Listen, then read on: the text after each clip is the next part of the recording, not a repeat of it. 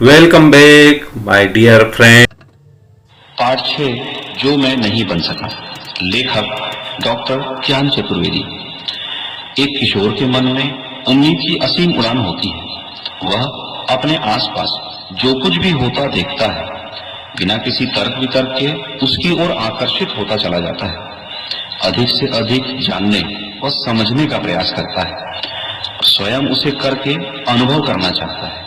यह पाठ भी कुछ इसी तरह की घटनाओं पर आधारित एक व्यंग्य रचना है।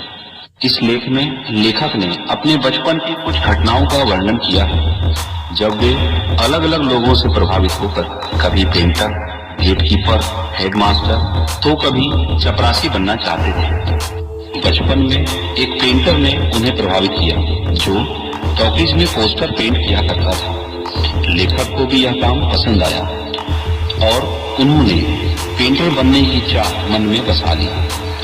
एक दिन उन्होंने उस पेंटर को अपने मालिक से कुछ रुपयों के लिए बेइज्जत होते देखा और उन्होंने अपना मन बदल लिया। उसी टॉकीज में एक गेटकीपर हुआ करता था। लेखक अब गेटकीपर बनना चाहते थे। कुछ जुगाड़ करके वे गेटकीपर बन तो गए, परंतु दूसरे ही दिन पिताजी ने उनकी पिटाई कर दी और उन्हें वह नौकरी छोड़नी पड़ी।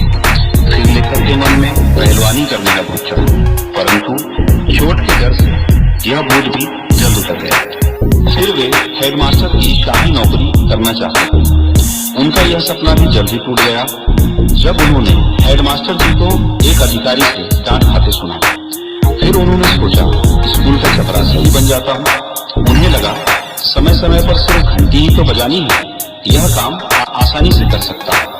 तब एक दिन हेडमास्टर ने चपरासी को किसी गलती के कारण नौकरी से निकाल दिया। इन सभी पेशों से गुजरने के बाद अब वे जादूगर बनने की सोचने लगे, जो पलक झपकते ही अपने जादू से कागज के टुकड़ों को नोट भी बदल सकता है, पानी को चाय भी बदल सकता है, लड़के को बकरा और लड़की को हवा बना सकता है।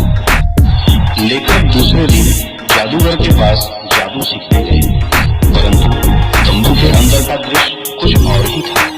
जादूगर अपने बेटे को पैसे खर्च करने के लिए डांट रहा था। तब जादूगर को पैसों के लिए तड़पता देखकर लेखक का वास्तविक जीवन से काला पड़ा। अब उनके सारे सपने टूट चुके थे। जीवन के इन अनुभवों का उन पर गहरा असर हुआ। उन्होंने कविताएं और कहानियां लिखना शुरू कर दिया और वे लेखक बन गए। अपनी किशोरावस्था के दिनों को याद करते हुए लेखक कहते हैं कि वे भी क्या दिन